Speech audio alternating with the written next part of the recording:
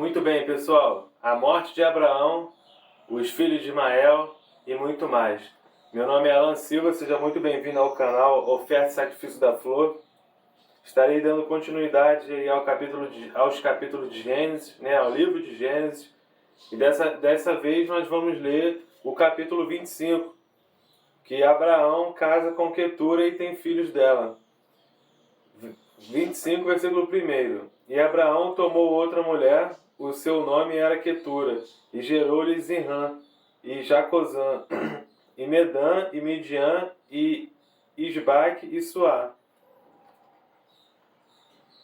E Jacó gerou a Seba, e a Dedã, e os filhos de Dedã foram Assurim, e Letuzim, e Leumim, e os filhos de Midian foram Efá, e Efer, e Enoque, e Abida, e Elda, e estes todos foram os filhos de Quetura. Então veja bem, quando fala, deixa eu consertar um pouco aqui, quando fala a respeito aqui dos filhos de Quetura, Abraão, ele decidiu se casar agora com Quetura, teve filhos com ela, e esse Enoque aqui, veja bem, não é aquele Enoque que a gente conhece não, esse aqui é outro Enoque.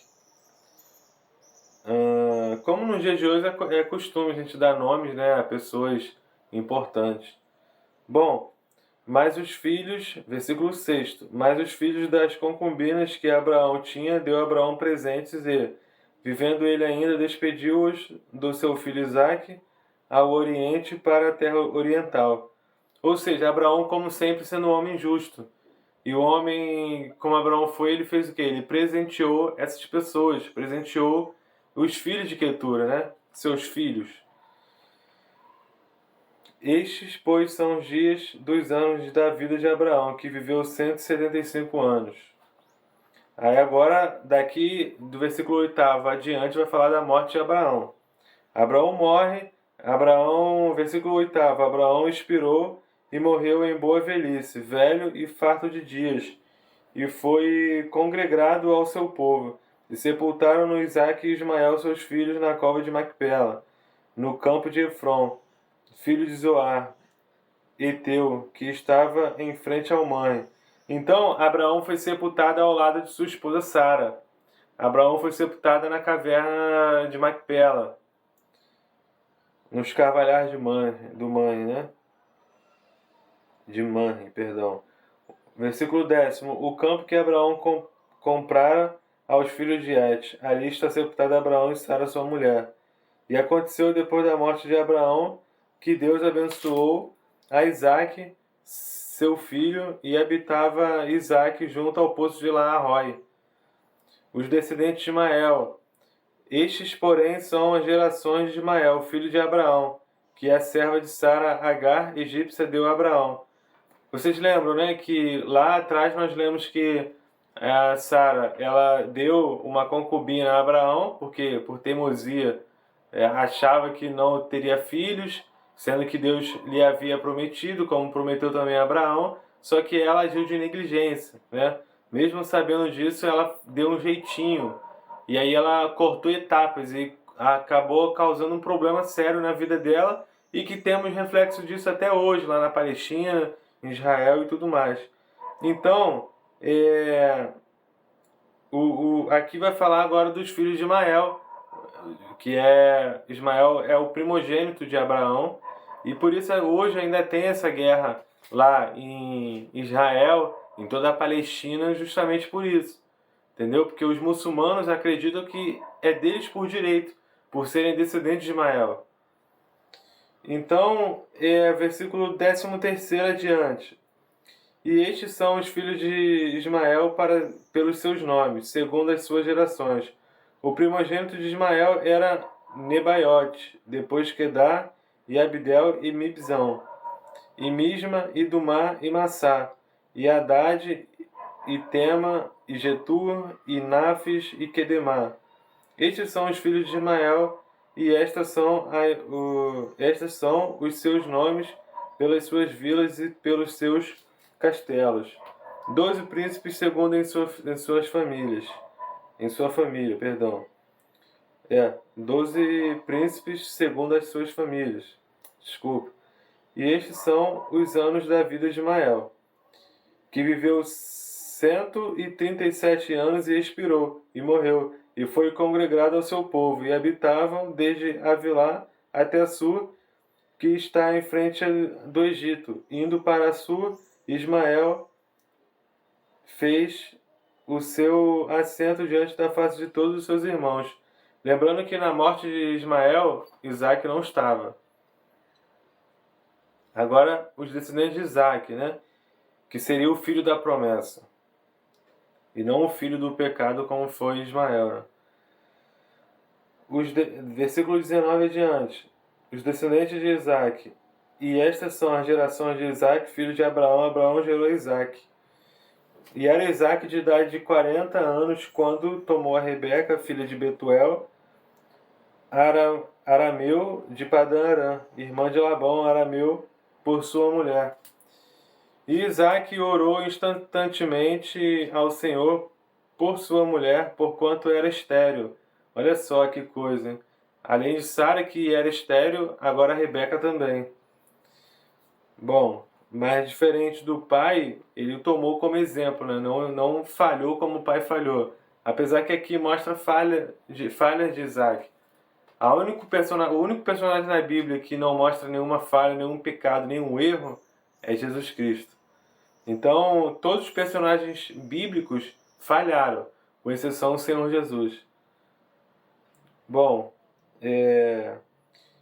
versículo 22. E os filhos lutavam dentro dela, então disse, se assim é, por que sou eu assim? E foi-se a perguntar ao Senhor. Então Rebeca questionou ao Senhor, por que eu sou assim? Por que eles estão brigando dentro de mim? Eu sinto como se fosse eles lutando um contra o outro na minha barriga. E o Senhor lhe disse, 2 nações há no teu ventre, e 2 povos se dividirão das tuas entranhas. Um povo será mais forte do que o outro, e o maior servirá ao menor. Olha que profético e forte isso, essa afirmação. Quando o Senhor fala, quando Deus fala com a vida de Rebeca, ele deixa claro. Daí sairão 2 nações. Uma nação será a maior, e essa nação maior servirá ao menor. Olha como são as coisas, né? Por isso, gente, humildade porque a gente não sabe o dia de amanhã. Entendeu? Versículo 24 adiante. Agora vai falar do nascimento de Esaú e Jacó.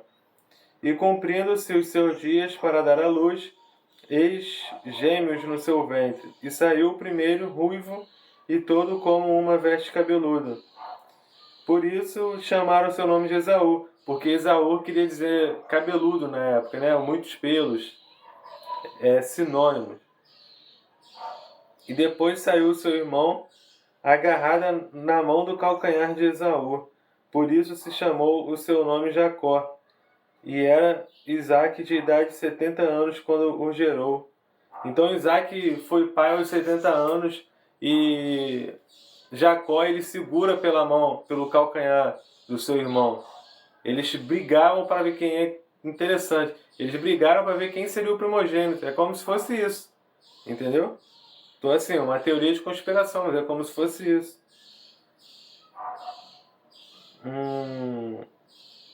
27. E cresceram os meninos, e Esaú foi o varão perito na caça, varão do campo, mas Jacó era varão simples, habitando em tendas. E amava Isaque e Esaú, porque a caça era de seu gosto, mas Rebeca amava a Jacó. E Jacó cozera um guisado. Então aqui já tem uma passagem de anos, tá? E Jacó cozera um guisado. E veio Esaú do campo, e estava ele cansado. E disse Esaú a Jacó, deixa-me, peço-te comer desse guisado vermelho, porque eu estou cansado. Por isso se chamou o seu nome de Edom. Então disse Jacó, vende-me hoje a tua primogenitura que eu te dou.